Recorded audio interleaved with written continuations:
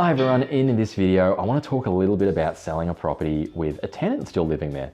So before we start, to kind of set the scene, tenants have got it rough in that they're expected to have the doors open for inspections, all the stress of that, but without any of the financial reward or incentive to actually present the home well.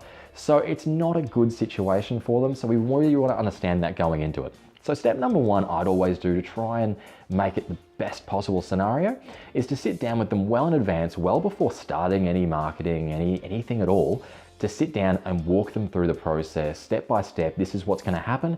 And if there's any concerns, address them then, work with them then, because if we get them on side from the start, it's going to make everything else so much easier. So that's step number one.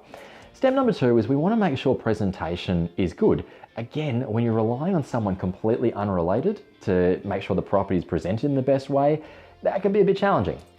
So one of the tools you can do and you can have up your sleeve that I'd look at, and you don't have to, but you could always look at offering a rental reduction for the period of the campaign.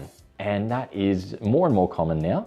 Again, you don't have to do it, depends on circumstances, but it can be a good proactive tool to have to say, well, if you present the property in the best possible way for the entire time, then we'll offer you this rental reduction. So, good tool to keep up your sleeve.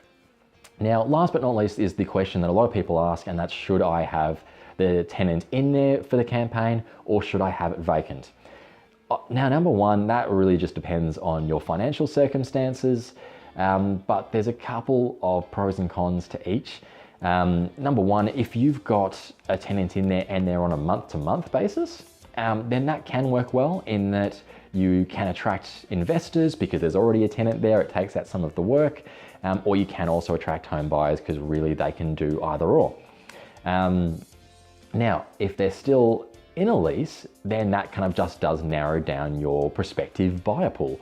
So at the end of the day, it really does depend on the property, because some properties, some marketplaces will sell better and quicker if the property is vacant, and some will sell better if there's a tenant in there. So I'd suggest that with that, if that's your question, make sure you speak with a real estate agent, get their advice about which one will work better, and they'll be able to help you navigate that. So wrapping everything up, step number one, make sure you give your tenant plenty of advice, sit with them, walk them through the entire process, and make sure that you're doing everything well in advance to remove as much stress. Because at the end of the day, it's going to make everything so much easier.